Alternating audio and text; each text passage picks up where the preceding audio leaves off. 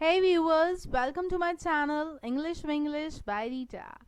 I'm here with a session on do, does and did uses, the most easiest forms of verb yet the most wrongly used. Come on, let's start with the session and learn their uses. Where to use do? Do कहाँ use करना है और do क्या होता है? Do का मतलब होता है to perform, कोई काम करना, कोई एक्शन कुछ करना, उसको हम क्या बोलते हैं? डू. और ये काइंड ऑफ हेल्पिंग वर्ब है. कहाँ पर यूज होता है? For simple present tense, simple future tense and modals. इन दोनों टेंस के लिए, simple present and simple future and modals के लिए यूज होगा. मॉडल्स हम किन्हें कहते हैं? कैन, कुड, विल, वुड, ये सारी चीजें मॉडल्स में आती है. तो इन सब के साथ डू यूज होता है.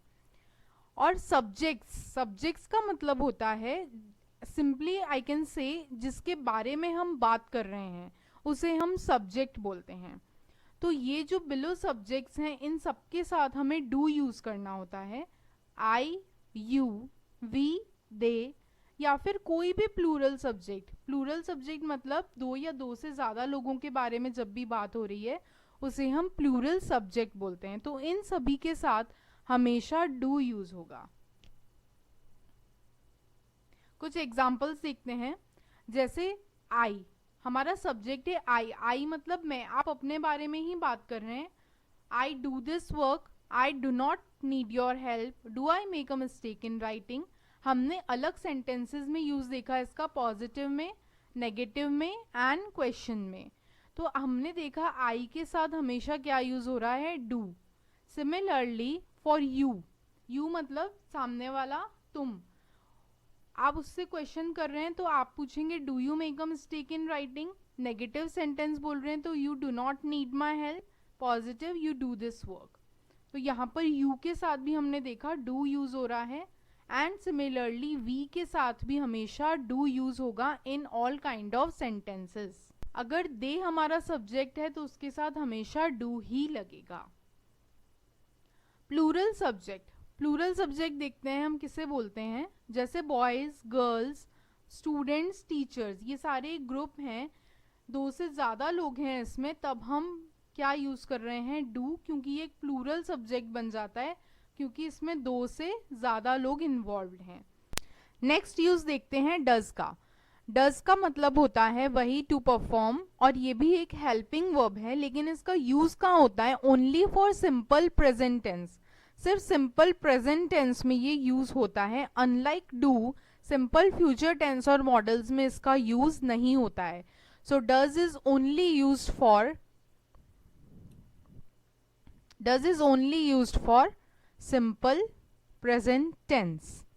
कौन से सब्जेक्ट्स के साथ यूज होता है ये? ही, शी, इट, या कोई सिंगुलर सब्जेक्ट. सिंगुलर सब्जेक्ट हम बोल सकते हैं किसी पर्सन का नेम, या कोई भी ऐसा सब्जेक्ट जो सिंगल है, वन पर्सन या वन थिंग, ऐसी कोई बात कर रहे हैं हम, तो उसके साथ हमेशा डज यूज होता है. एग्जाम्पल्स देखते हैं. शी का मतलब, शी एक प्रोनाउन है जिसको हम नेम नहीं लेके किसी फीमेल का अगर प्रोनाउन से डिनोट करते हैं तो शी बोलते हैं, या मेल को डिनोट करते हैं किसी प्रोनाउन से तो ही बोलते हैं. तो शी एक सिंगल पर्सन है. She does this work, she does not need your help, does she make a mistake in writing.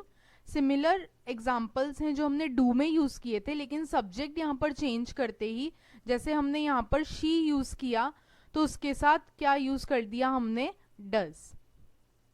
I, you, we, दे, या कोई प्लूरल सब्जेक्ट होता तो यहाँ पर डू यूज हो जाता. यहाँ सिंगुलर सब्जेक्ट है इसलिए हम क्या यूज कर रहे हैं? डज.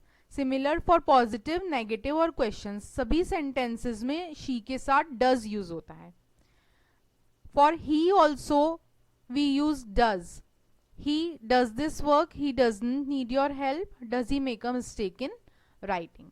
तो आपने यहाँ पर यूज देखा ही और शी के साथ, ये हमने सेंटेंसेस लिए हैं सिंपल प्रेजेंट टेंस के, क्योंकि यहाँ पर डज के यूजेस देख रहे हैं और डज सिर्फ सिंपल प्रेजेंट टेंस में यूज होता है. अच्छा, एक इंपॉर्टेंट पॉइंट यहाँ पे बताती हूँ मैं आपको. जब भी हम डज यूज कर रहे हैं डू के साथ तो एस फॉर्म वैसे भी नहीं आता है. डज जब भी यूज करेंगे हम, एस फॉर्म उसके साथ नहीं आता है. लाइक इफ आई से शी वर्क्स, मैंने यहाँ डज यूज नहीं किया, डायरेक्ट बोला शी वर्क्स, तो यहाँ पर एस आया। लेकिन जब मैंने यहाँ डज यूज किया था तो यहाँ पर हमने वर्क लिया था। सो डज या डिड के साथ, तीनों के ही साथ, डज डिड या डू तीनों के ही साथ एस ई एस फॉर्म कभी यूज नहीं होता है। सो हम ये पॉइंट इंपॉर्टेंट है, आप याद रखें, कभी भी बोलते टाइम या लिखते टाइम आपसे ये मिस्टेक नहीं होगी। इफ यू रिमेंबर कि डू डज और डिड के साथ कभी S E S form use नहीं होगा। Let's move ahead. नेक्स्ट है हमारे सामने इट।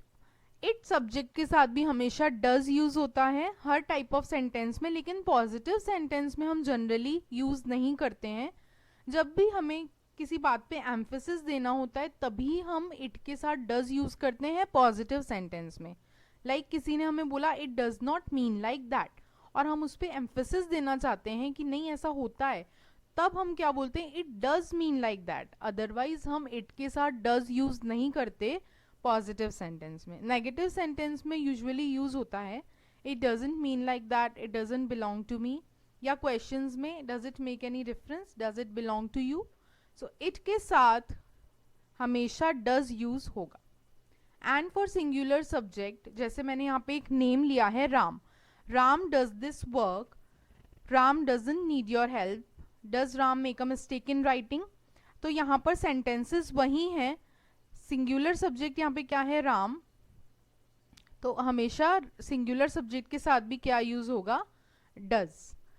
तीनों ही सेंटेंसेस में हमने देखा पॉजिटिव, नेगेटिव और क्वेश्चन में। तो हमने यहाँ पर यूजेस देखे डज के, कौन से सब्जेक्ट्स के लिए, ही, शी, इट, या कोई सिंगुलर सब्जेक्ट, किसी भी सिंगल पर्सन के बारे में बात होगी वहां पर डज यूज होगा।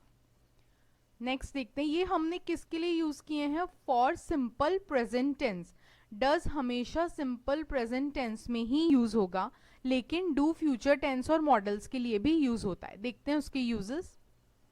For simple future tense and modals, modals यहाँ पे मैंने आपको डिस्क्राइब किया कौन से होते हैं, can, could, will, would, shall, should, must, ought to, may, might, etcetera. Only do is used for all the subjects. यहाँ पर फ्यूचर टेंस और मॉडल्स के लिए कोई भी सब्जेक्ट हो, सिंगुलर और प्लूरल, सबके लिए डू ही यूज होगा। पॉजिटिव सेंटेंस में देखते हैं इसका use, he, she, I, you, Ram, they, इनमें से कोई भी सब्जेक्ट हो, या विल, शैल, कैन में कोई भी मॉडल या फ्यूचर टेंस हो, हम डू ही यूज करेंगे। So this is very important point here कि सिंपल फ्यूचर टेंस और मॉडल्स के साथ किसी भी सब्जेक्ट के लिए डू यूज होगा। नेक्स्ट है हमारे सामने डिड। डिड कब यूज होता है, डिड का मतलब भी टू परफॉर्म होता है, लेकिन ऐसा एक्शन जो ऑलरेडी परफॉर्म हो चुका है पास्ट में। सिंपल पास्ट टेंस, डिड का यूज हमेशा सिंपल पास्ट टेंस के लिए होगा, और किसी भी सब्जेक्ट के लिए डिड ही यूज होगा, वेदर इट्स सिंगुलर और प्लूरल, कोई भी सब्जेक्ट हो उसके लिए डिड ही यूज होगा। जैसे हमने डू के लिए देखा, फ्यूचर टेंस और मॉडल्स में कोई भी सब्जेक्ट हो डू यूज होगा, उसी तरह डिड के लिए सिंपल पास्ट टेंस में कोई भी सब्जेक्ट हो डिड ही यूज होगा। यहाँ पर हमने सब्जेक्ट्स लिए हैं अलग, लेकिन हमने देखा सबके साथ क्या यूज हो रहा है, डिड।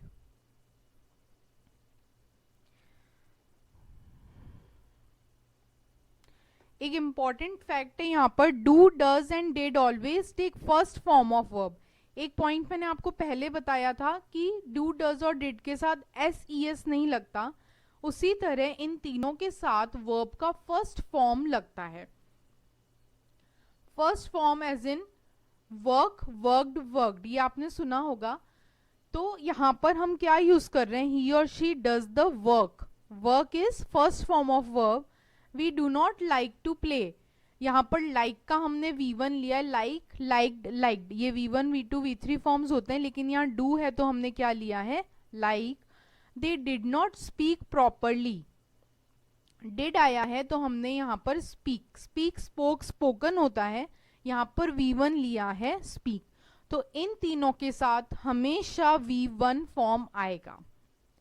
सो ये थे यूज डू, डज और डिड के। एक समरी में देखते हैं ऐसे। सिंपल प्रेजेंट टेंस हो और प्लूरल सब्जेक्ट हो या आई वी यू हो तो हमेशा डू यूज होगा। सिंपल फ्यूचर टेंस और मॉडल्स के लिए कोई भी सब्जेक्ट हो हमेशा डू यूज होगा।